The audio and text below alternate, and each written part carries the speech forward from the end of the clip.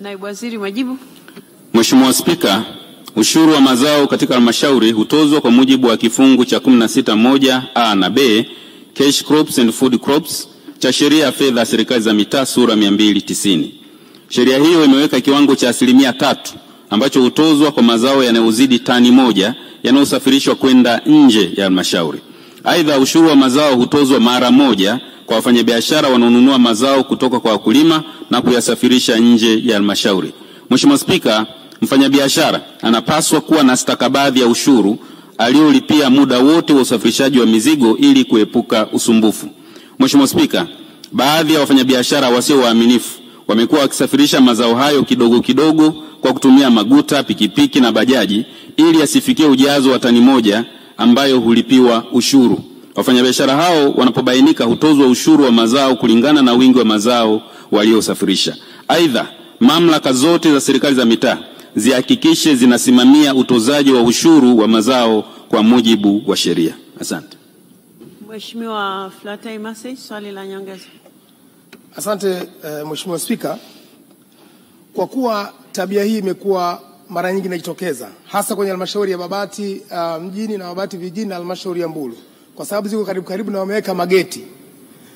Je, una mpango gani wa kuelekeza moja kwa moja wakurugenzi ili kutotoza hizi ushuru mara mbili? Swali la pili, je, kuna wengine wanachukua mazao shambani kuleta nyumbani? Je, nini kauli ya serikali kuhusu hili? Na hawa hawasafirishi, wanapeleka ghalani, yani nyumbani kama matumizi ya kawaida. Mheshimiwa Naibu Waziri, majibu. Asante sana Mheshimiwa Spika. Kwanza nitumie nafasi hii kuwasisitiza wakurugenzi wote kote nchini, lakini hususan wakurugenzi wa halmashauri ya Babati mjini, vijijini na Mbulu pamoja na halmashauri nyingine zote za mkoa wa Manyara wahakikishe wanatoza ushuru wa mazao kwa kufuata sheria. Na wananchi wote ambao ni wakulima wanaosafirisha mazao hayo kupeleka nyumbani hawatakiwi kutozwa ushuru wa mazao, isipokuwa kwa wale ambao wanasafirisha nje ya halmashauri zaidi ya tani 1 na kwa maana ya shughuli za kibiashara. Lakini swala la pili, Mheshimiwa Spika, wananchi ambao ni wakulima katika halmashauri hizo wanafahamika.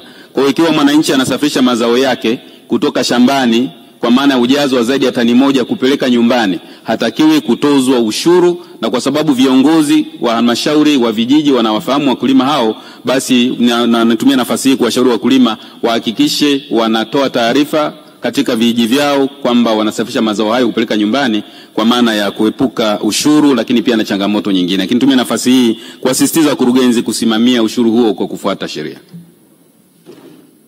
Mheshimiwa Yahya Massari, swali la nyongeza. Asante sana Mheshimiwa Spika. Utekelezaji wa sheria hii ya kukusanya ushuru katika halmashauri zetu umekuwa na changamoto kutoka eneo moja hadi eneo jingine. Je, serikali sasa iko tayari kuboresha kwa kutunga sheria au kuleta maboresho ya sheria hii ya sesi? Asante Mheshimiwa Spika. Mheshimiwa Naibu Waziri, majibu. Mheshimiwa Spika, utozaji wa ushuru wa mazao crop cess uko kwa mujibu wa sheria, na halmashauri zote zinalazimika na zinawajibika kufuata sheria hiyo. Tunafahamu kuna mapungufu ya baadhi ya halmashauri kutozingatia utozaji wa ushuru huu kwa mujibu wa sheria. Naomba nitumie nafasi hii nimhakikishie Mheshimiwa mbunge, tumeshatoa maelekezo kwa makatibu tawala wa mikoa, tumeshatoa maelekezo kwa wakurugenzi na wataalamu wote katika halmashauri zetu kuhakikisha wanazingatia utozaji kwa kufuata sheria, na ofisi ya Rais TAMISEMI itaendelea kufuatilia kwa karibu, na pale ambapo utapata changamoto kwenye halmashauri, waheshimiwa wabunge watatufikishia taarifa na wananchi ili tuweze kuchukua hatua na kudhibiti changamoto hiyo. Asante. Mheshimiwa Sofia Mwakagenda, swali la nyongeza. Asante Mheshimiwa Spika kwa kunipa swali la nyongeza. Mheshimiwa Waziri, tumehamasisha vijana kujiunga katika vikundi na kupata mikopo ya halmashauri. Wapo wanaobeba ndizi kutoka